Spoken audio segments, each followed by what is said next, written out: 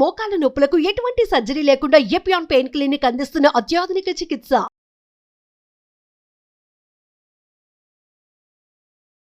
Main modification gut health main చూసింది ఏమంటే diet తోటి.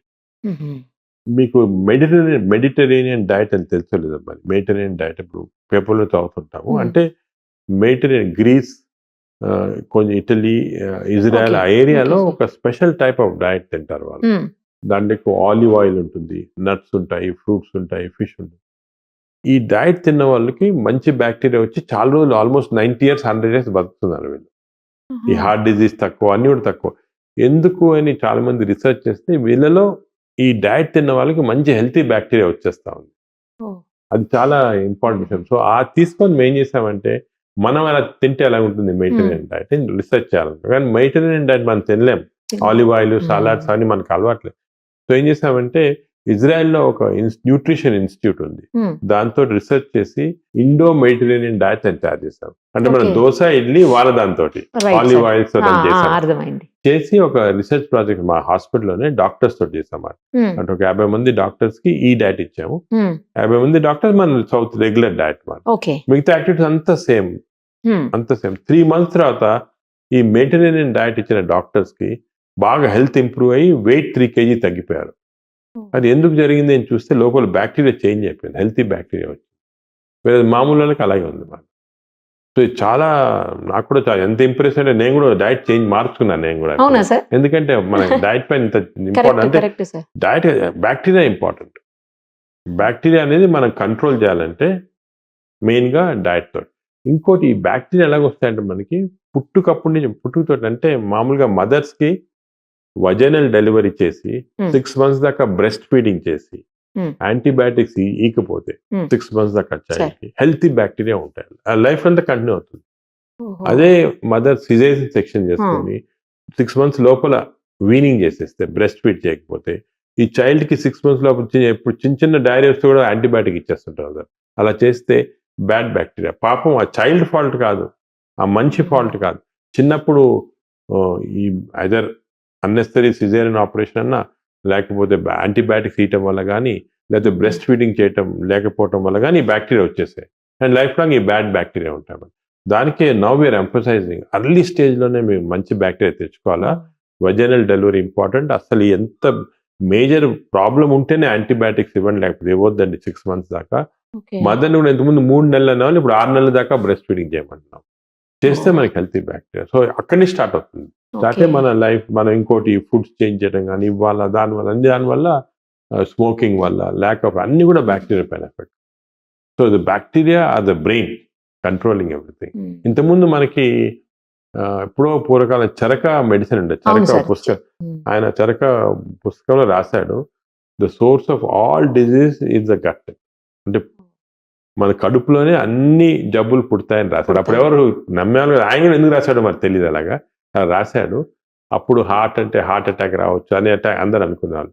ఇప్పుడు తెచ్చింది మాట బ్యాక్టీరియా. ఇది చాలా నాలెడ్జ్. దీని గురించి everyday hundreds of papers publish అవుతున్నాయి. మేము కూడా స్పెషల్ టీం పెట్టాం దీనికి.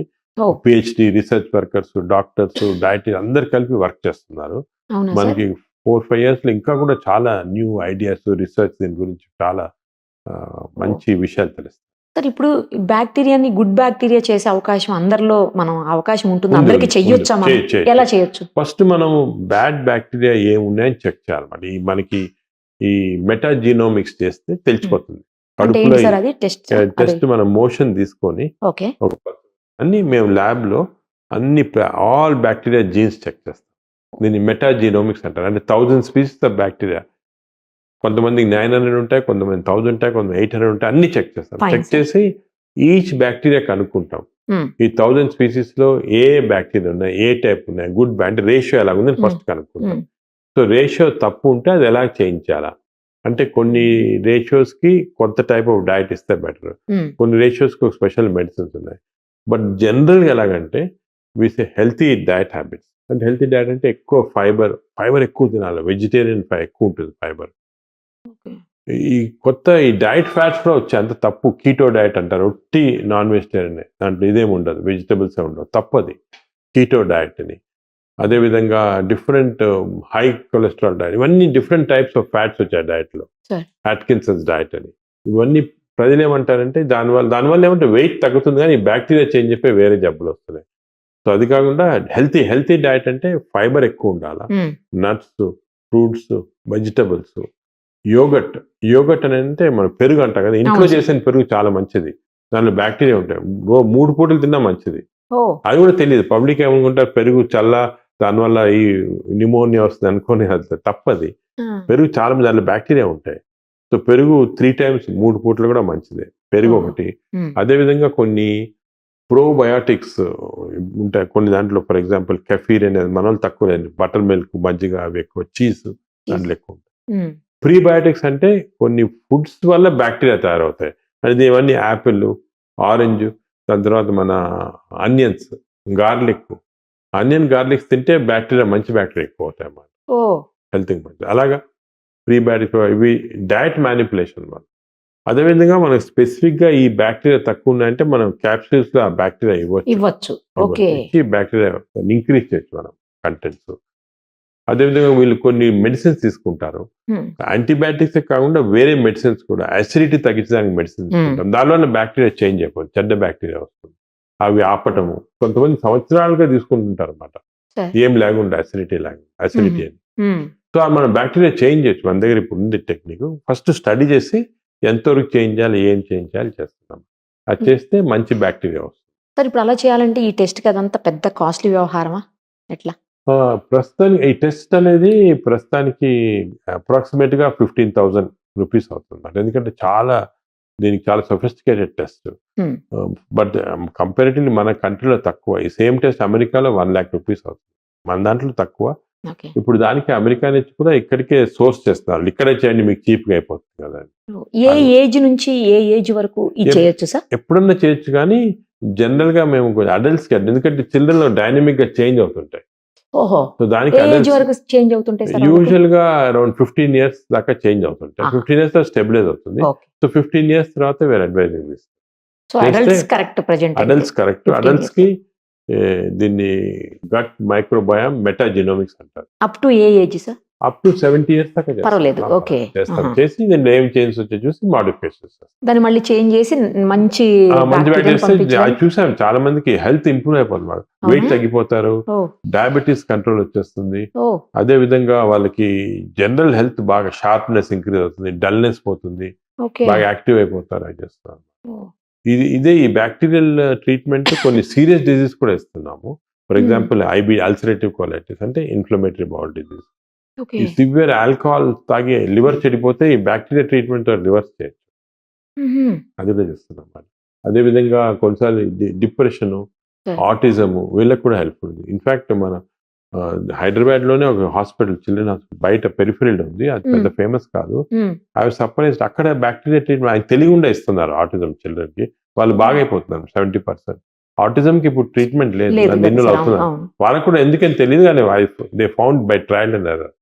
సో ఇటువంటివి మనకి చాలా డిజీజెస్ కి స్లోగా bacteria is going to become important treatment. దానికి గట్ హెల్త్ అనేది వెస్టర్న్ వరల్డ్ లో ఒక గత 10 సంవత్సరాలుగా ఇంపార్టెన్స్, మన దగ్గర ఒక 5 సంవత్సరాలుగా ఇంపార్టెన్స్ వచ్చేసింది. ఓకే సార్, నేను మీదే ఒక ఆర్టికల్ చూశాను సార్, ఏంటంటే స్టూల్ బ్యాంక్స్ రాబోతున్నాయి త్వరలో.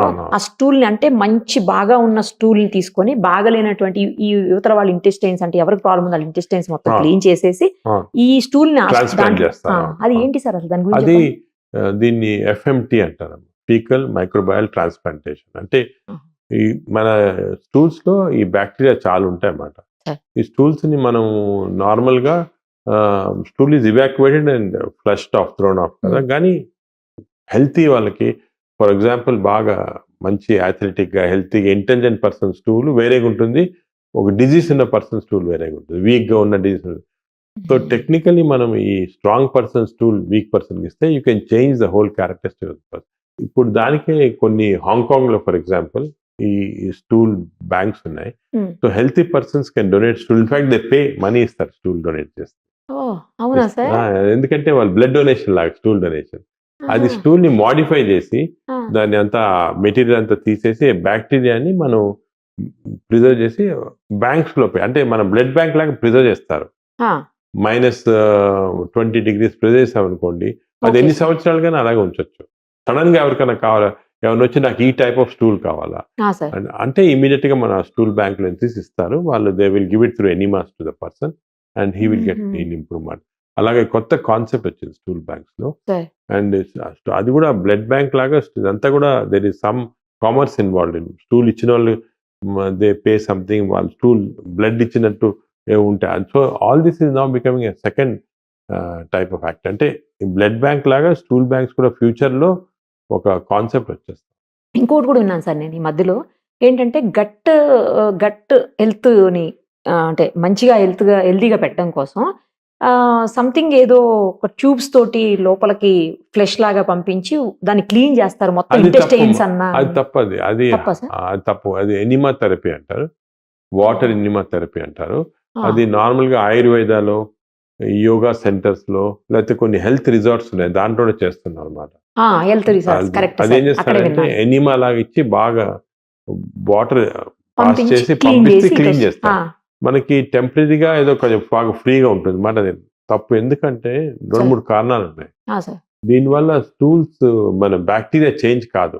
ఇంటి కోలలో ఉన్న బ్యాక్టీరియా వచ్చేస్తుంది, అంతేగాని బ్యాక్టీరియా చేంజ్ ఒకటి. రెండోది ఈ వాటర్ హైడ్రోథెరపీ వల్ల వాళ్ళు ఈ వాటర్ ఈజ్ హైపోటానిక్. అంటే మన బ్లడ్లో ఉన్న tonicity, water tonicity difference. Okay. ఈ వాటర్ ఎక్కువ ఎక్కించానుకోండి బ్లడ్లో అబ్జర్వ్ అయితే బ్లడ్ డైల్యూట్ అయిపోతుంది. టానిసిటీ తగ్గిపోయి కొంతమంది కొన్ని స్ట్రోక్స్ వచ్చి బాగా ఇది కూడా అయిపోయారు, డ్రౌజీ అంతా అయిపోయి అవుతారు. అదొకటి. అంటే సోడియం, క్లోరైడ్ అన్ని తగ్గిపోతాయి. Sir. థర్డ్ ప్రాబ్లం ఇన్ఫెక్షన్స్ వస్తుంది అన్నమాట. ఇది ఇచ్చే దాంట్లో ఒకరి నుంచి ఒకరికి ఇన్ఫెక్షన్స్ వచ్చి, సో స్ట్రాంగ్ గా we are saying not to take that. అవునా సార్? నేను అసలు రీసెంట్ గా లాస్ట్ వీక్ ఒక పేషెంట్ అక్కడ ఆయుర్వేద సెంటర్కి వెళ్ళి చేయించుకొని వచ్చారు. ఆ కెథెటర్ ఇచ్చే కెథెటర్ ఇంటెస్టైన్ పోక్ చేసి బ్లీడింగ్ వచ్చి అంత పర్ఫరేషన్, అది చాలా ప్రాబ్లం అయింది. సో దానికి ఈ థెరపీ అనేది ఇట్ ఎస్టాబ్లిష్డ్ కాదు. అది ఎప్పుడో నుంచి అలాగ ఉత్సాహం తీసుకుంటారు కానీ కరెక్ట్ కాదు. అది అప్రూవ్డ్ కాదా సార్? అప్పుడు కాదు అసలు. It doesn't fit in to this category of gut health. Totally wrong.